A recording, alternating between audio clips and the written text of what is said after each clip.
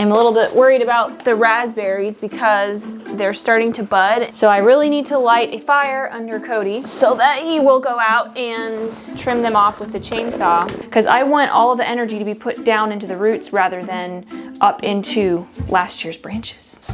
I am hydrating this soil before I plant in it. Very, very important. This also shows you just how much moisture this soil can hold. There's so much water in here. This soil will literally cut down on probably at least 2 weeks with seed starting. This potting soil works really, really well, but it's not something that you can just pick up at like Tractor Supply or a local store or anything.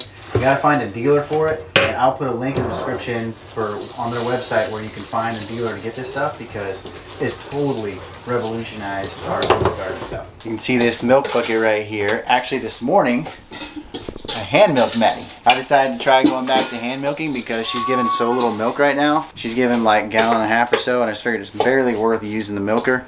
And I think I'll probably keep going like that, but I'll probably talk about that in a later video. But anyway, speaking of Maddie, we are gonna do another pregnancy test for her after we're done with this seed starting thing, because I got her bred like 4.5 weeks ago, so she should be ready for a pregnancy test. I didn't see any signs of heat this last time, but this is now the 5th time that I've gotten her bred, just trying to get her pregnant, and it has been working. That doesn't look good.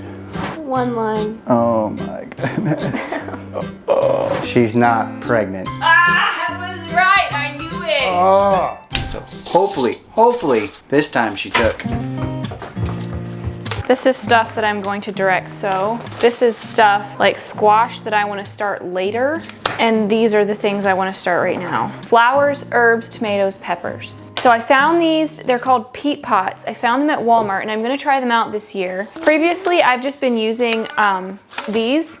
And number one, I don't love that they're plastic, but we got them free. But I love that these are not plastic, they're biodegradable. I will not, however, just put the whole peat pot in, like plant the peat pot with the plant. I just don't feel like that's a good idea. The reason I want to try these is because they have more soil, and these definitely work for tomatoes, but I feel like, you know, once the tomato gets pretty high, they get really root bound, and I can tell they don't have the amount of soil they need. These peat pots will definitely take up more space, but I have plenty of room under my grow light, so I'm not worried about it. I'm going to do 15 plants this year. Something that we've seen before is a lot of people will just plant tons and tons of tomato plants, like 30, 40, 50 plants, and it's really unnecessary. Highly unnecessary. Basically, if you really care for the 10 or 15 plants that you have, they will produce plenty of tomatoes for a family. Michelle cans all of our own barbecue sauce, ketchup, chunk tomatoes, tomato sauce, marinara, all kinds of stuff with tomatoes, and we have plenty of tomatoes for that and for fresh eating.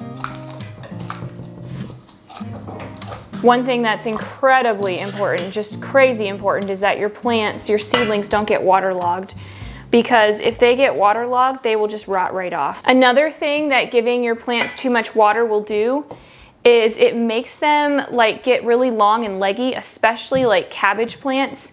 Those grow really, really fast, and so if you water them too often and too much, they will get leggy. Light isn't the only thing, in my experience, I'm not a scientist, but light in my experience is not the only thing that will make your plants leggy.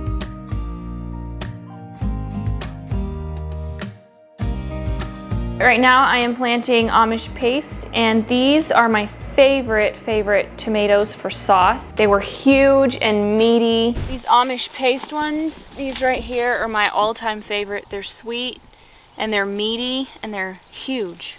Sounds like me.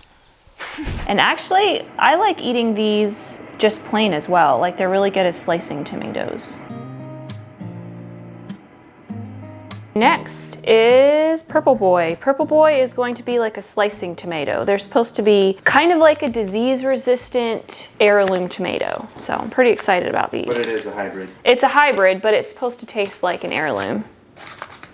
We just have not had success with heirloom tomatoes.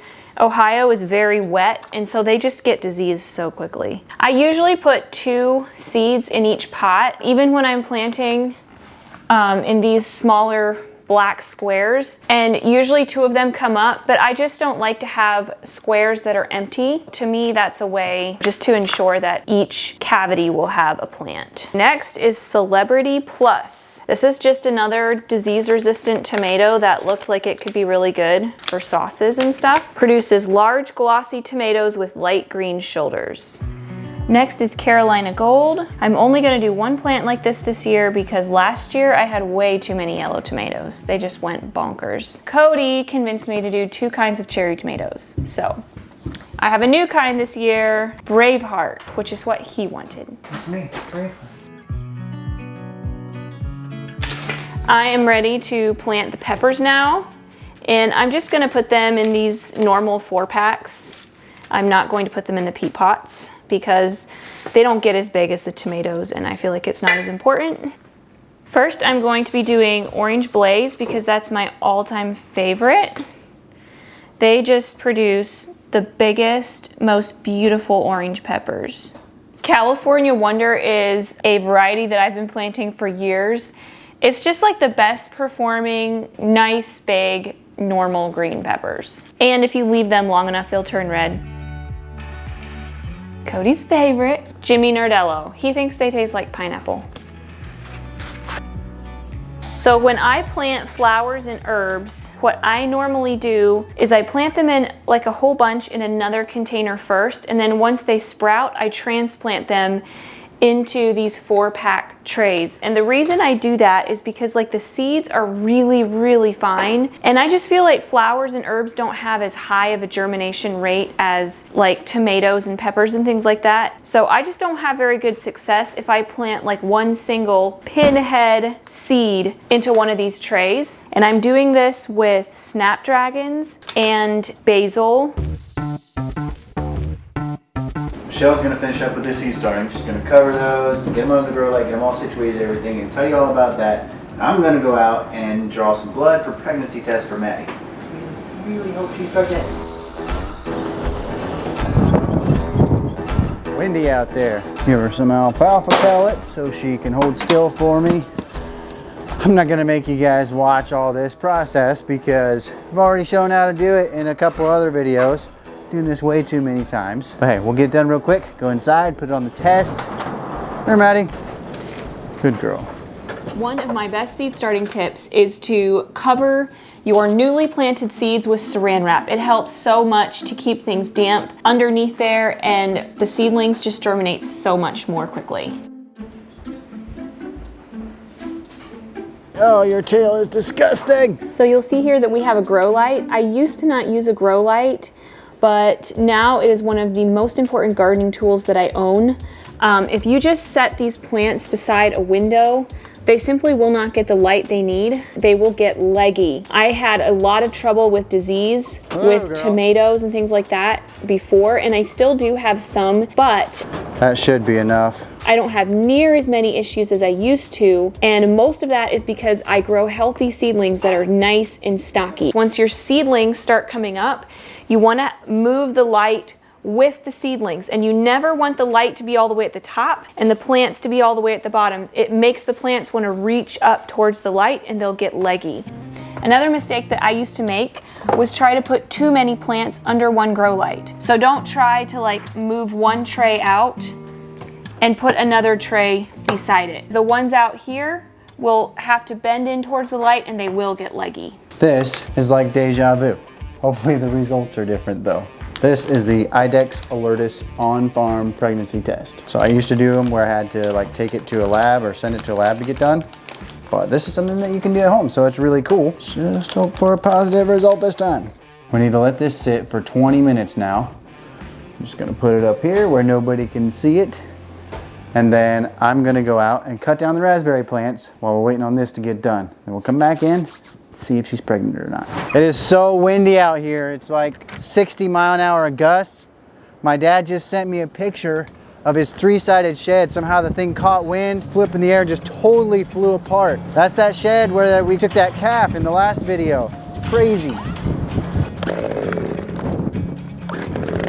See, these are budding right here. That means that the energy that it's getting right now this getting to spring and starting to grow is going into these buds instead of going into the roots. We don't want it to go into this yet. We want it to go in the roots so they're extra strong and then they can start growing.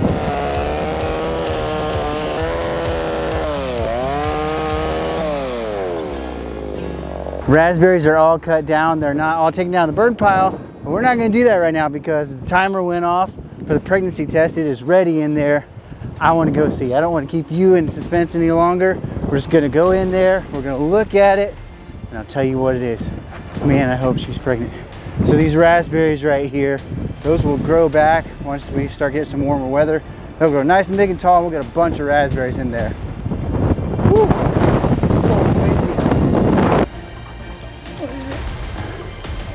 Yes! 2 legs! She's pregnant! She's pregnant! Woo!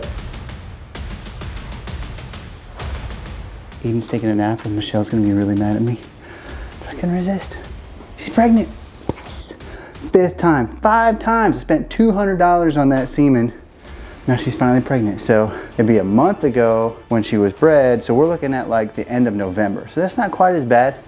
Not necessarily like the middle of winter, it's starting to get cold, but should be all right. I really didn't want a winter calf, but just gotta do what you gotta do. We gotta keep her in milk. She's already way down her production. I think once she gets back out on pasture, when she's on the good green grass, she will up her production some, but still, I am so thankful she's pregnant. Super excited.